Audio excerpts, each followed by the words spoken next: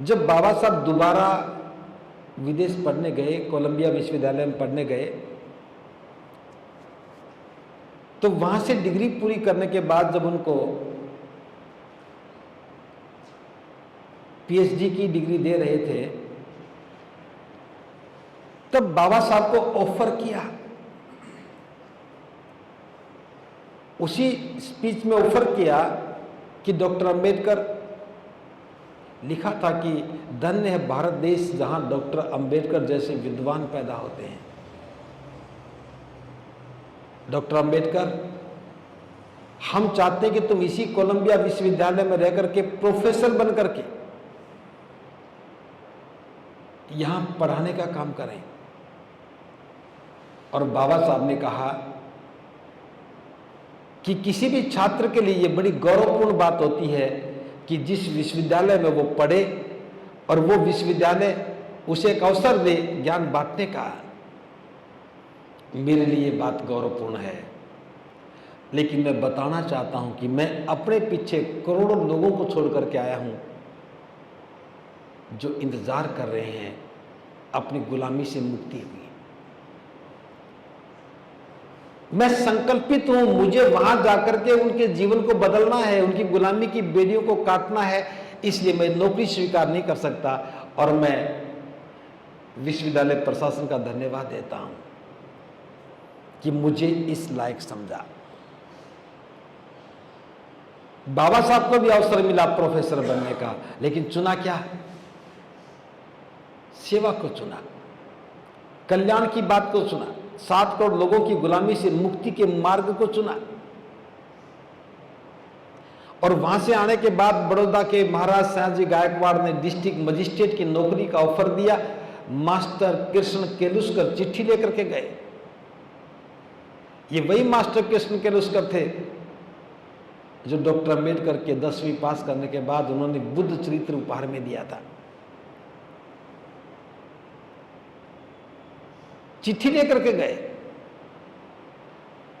कि आपको district magistrate की नौकरी दी जाती है।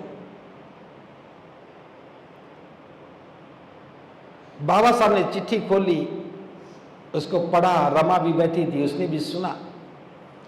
रमा बड़ी खुश हुई, अब साहब डिस्ट्रिक्ट मजिस्ट्रेट लगेंगे, घर के हालात बदलेंगे। और बाबा साहब ने चिट्ठी को पढ़ा और गंभीर हो गए।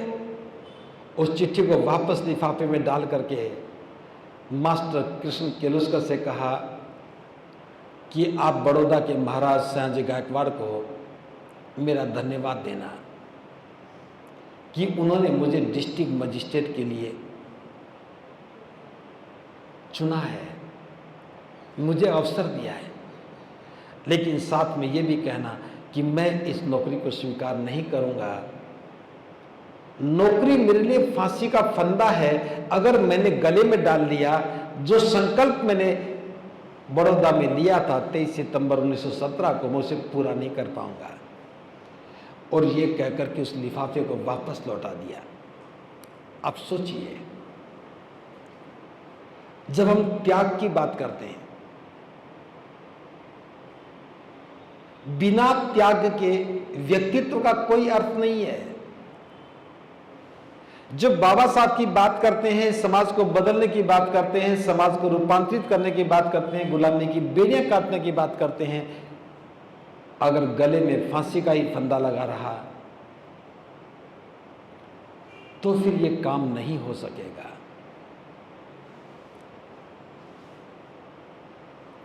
गुलामी की बेड़ियां काटनी है तो अपनी ही काटनी पड़ेंगी।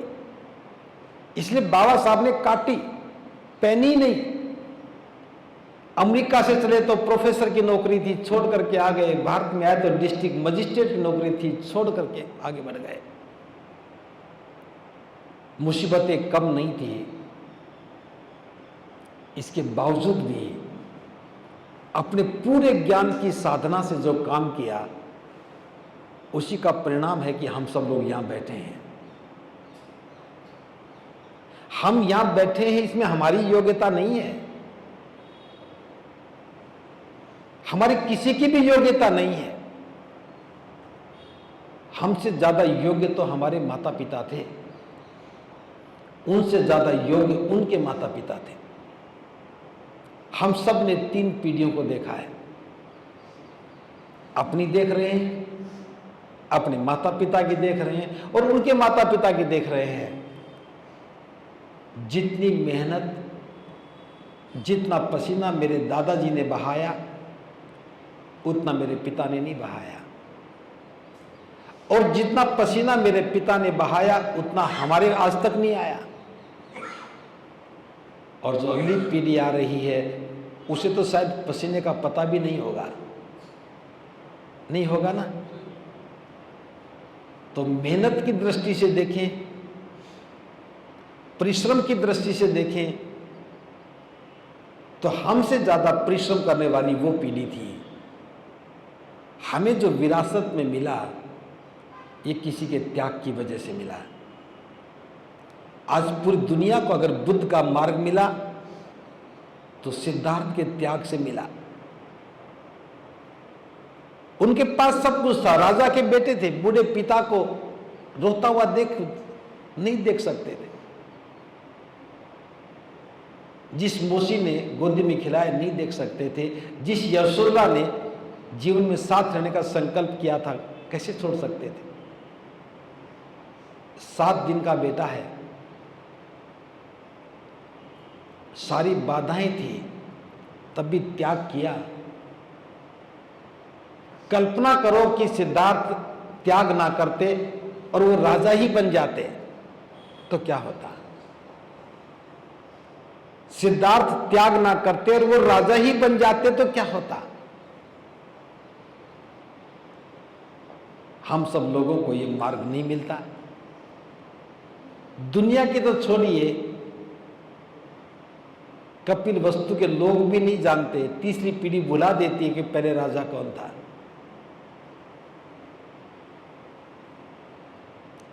तो मैं ये बताना चाहता हूं, किसी को भी रूपांतरित करना है, किसी को बदलना है, तो त्याग के बिना रूपांतरण संभव नहीं है। बिना त्याग करे आप किसी को रूपांतरित नहीं कर सकते। किसी की दिशा बदल सकते हो, किसी को थोड़ा समझा सकते हो, उसे ऊपर उठा सकते हो, लेकिन जीवन को अगर बदलना है तो त्याग चाहिए। तो मैं इस कहानी को, इस बात को ये विराम देता हूं। आप सोचिए, समझिए, किसी का भी उदाहरण लीजिए जिसने त्याग किया है, लक्ष्य के प्रति समर्पण का भाव रहा है, अपने शास्त्रा पर विश्वास किया है और ईमानदारी के साथ उन शिक्षाओं को आचरण में उतारा है, वही सही पात्र बना है। तो पात्रता की कसौटी का होना ही रूपांतरण है। इन्हीं शब्दों के साथ सबके लिए मंगल कामना करते हुए भवतु सर्वमंगलम, भवतु सर्वमंगलम।